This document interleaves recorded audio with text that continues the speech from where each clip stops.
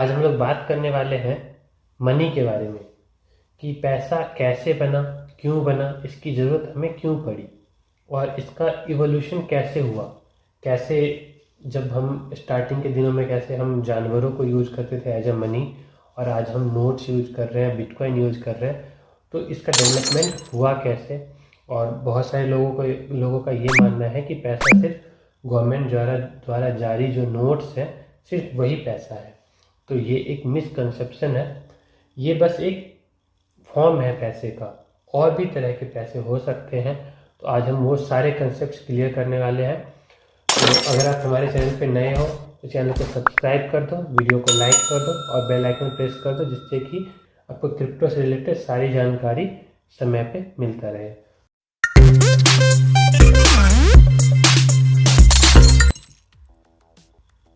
Evolution of money, पैसे का विकास कैसे हुआ। जैसे इस पिक्चर से आपको क्लियर हो रहा होगा कि जैसे जैसे हमारा विकास हुआ, जैसे जैसे हमने डेवलपमेंट किया, उसी अकॉर्डिंग हमारा पैसा भी चेंज होता गया। पहले कभी हम मवेशियों की यूज़ करते थे, फिर हमने सोने चांदी मेटल्स यूज़ करने स्टार्ट किए, फिर पेपर मनी आया, debit card, credit card, electronic money and अभी क्रिप्टो करेंसी चल रहा है। तो हम इन्हीं सब चीज़ों पे आगे डिस्कस करेंगे। तो सबसे पहली बात कि पैसा है क्या। ऐसी कोई भी चीज़ जिसका यूज हम as a medium of exchange करते हैं, जिसका यूज हम विनिमय के माध्यम के लिए करते हैं, वो सारा पैसा है। वो हमारे पेट हो सकते हैं, वो कॉइन हो सकता है, वो पेपर मनी हो सकता है, वो कोई भी प्रीशियस चीज़ हो सकती है जिसको हम किसी को देकर और बदले में कुछ ले सकें जो हमारे ज़रूरत की होगी। अब इवोल्यूशन कैसे हुआ इसका।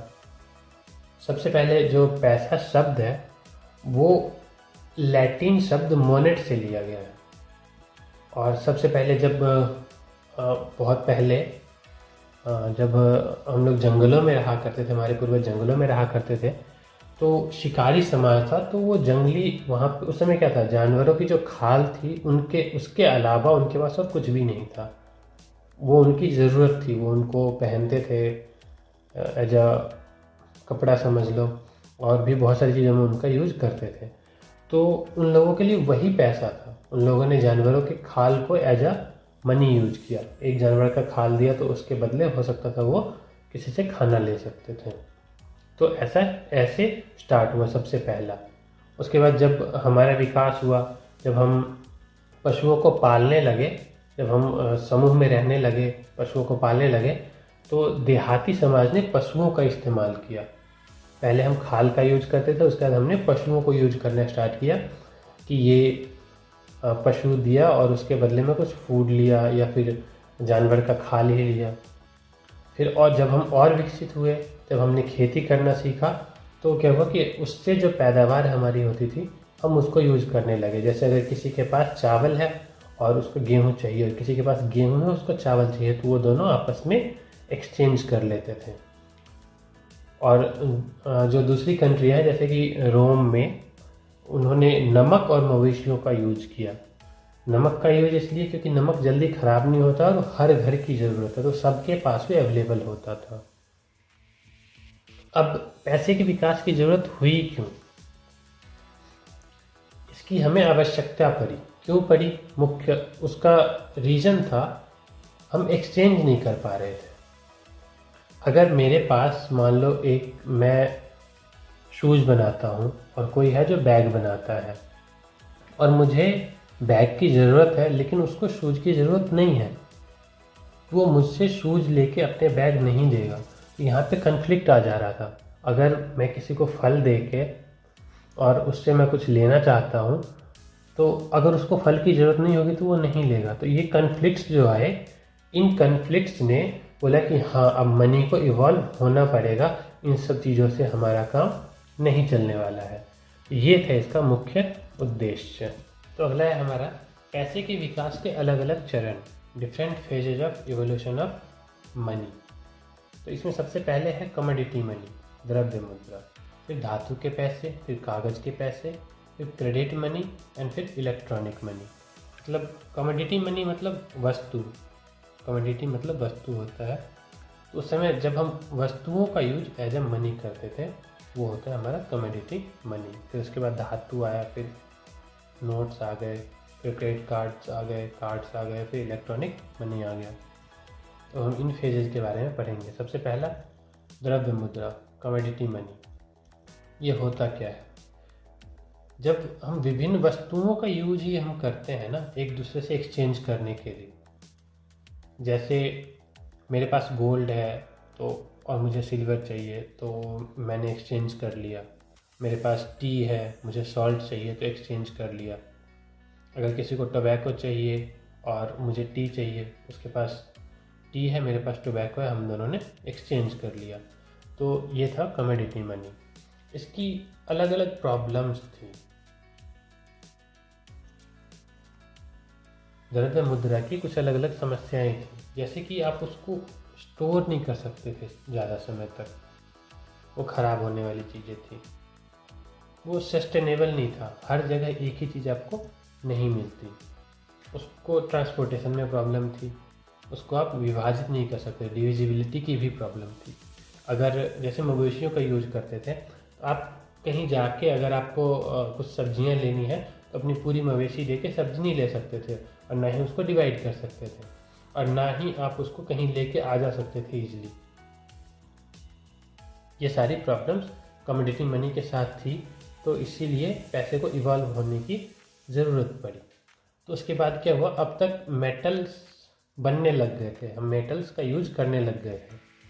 उसके बाद हमने क्या किया कि मेटल को एज अ मनी यूज करना स्टार्ट किया। और इससे पहले जब एज अ कमोडिटी जब हम यूज़ करते थे तो हमारे पास कॉइन्स नहीं था, हम सिर्फ गोल्ड को यूज़ करते थे एज अ बुलियन। अब हमने उसके कॉइन्स बना लिए, गोल्ड हो गया, सिल्वर हो गया, कॉपर हो गया, इन सब के हमने कॉइन्स बनाने स्टार्ट कर दिए। और उस पर उसके रेट लिखा होता था कि ये इसकी वैल्यू है। अब जो मेटल मनी है इनके भी दो टाइप्स होते हैं।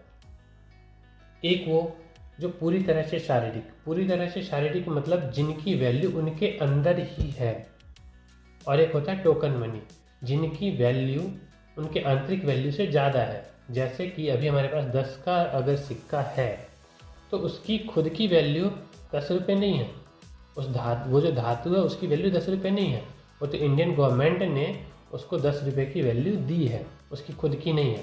लेकिन अगर हमारे पास 10 ग्राम्स ऑफ गोल्ड है, उसकी अपनी खुद की एक वैल्यू है जो उसकी अपनी है, उसकी शारीरिक वैल्यू है। तो ये दो टाइप के कॉइन्स होते हैं। अब 18th सेंचुरी से जब कंट्रीज बनने स्टार्ट हुए, जब गवर्नमेंट्स बननी स्टार्ट हुई, तो उन लोगों ने नोट्स बनाए, कागजी मुद्रा तब एग्जिस्टेंस में आया। और ये मोस्टली बैक किया जाता है गवर्नमेंट के द्वारा या फिर वहाँ के बैंक के द्वारा, और उन्हीं के द्वारा ये नियंत्रित किया जाता है। इसकी अपनी खुद की कोई वैल्यू नहीं होती, ये एज ए रिप्रेजेंटेटिव है, मतलब उसको गवर्नमेंट ने इसको वैल्यू दी है, इसकी वैल्यू ये है। तो इसके साथ भी कुछ प्रॉब्लम्स हैं, जैसे कि ऐसे अभी थोड़े दिनों पहले जब डिमोनेटाइजेशन हुआ था तो 500 और 1000 के नोट बंद कर दिए गए थे। अब इसकी वैल्यू 0 हो गई है। अभी आपको स्क्रीन पे 500 और 1000 का नोट दिख रहा है, तो इसकी वैल्यू अब हो गई है 0। अगर यहीं हमारे पास इसकी जगह पे अगर हमारे पास गोल्ड होता या सिल्वर होता तो उसकी अपनी क्योंकि वैल्यू होती है तो उसको कोई भी 0 नहीं कर सकता था। तो ये कागजी मुद्रा की प्रॉब्लम है कि ये गवर्नमेंट पे बेस्ड है या फिर बैंक पे बेस्ड है।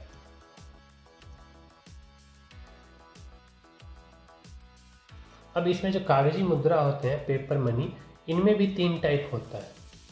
एक होता है रिप्रेजेंटेटिव पेपर मनी जो कि हमारे नोट्स हो जाते हैं। दूसरा होता है कन्वर्टिबल पेपर मनी, परिवर्तनीय कागज मनी, जैसे कि हमारे पास चेक बुक है या फिर ड्राफ्ट्स हैं, हम उसके थ्रू पेपर मनी ले सकते हैं। और तीसरा होता है हमारा फैट पेपर मनी जो कि जानवरों के फैट से बनाया जाता है, इसलिए उसको हम बोलते हैं फैट पेपर मनी। इसके बाद आ जाता है हमारा इलेक्ट्रॉनिक और डिजिटल मनी, जो आजकल हम बहुत ही ज़्यादा यूज़ कर रहे हैं। जैसे यूपीआई हो गया, नेट बैंकिंग हो गया, कार्ड से हम कहीं पेमेंट कर देते हैं, स्वाइप हो गया, और ये सारा हमारा डिजिटल मनी है। इसमें हम किसी को कुछ भी नहीं दे रहे हैं।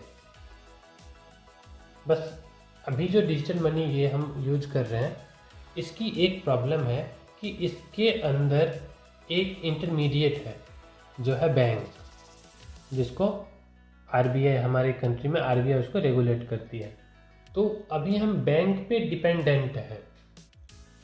ये सारा अप्रूवल बैंक के थ्रू होता है।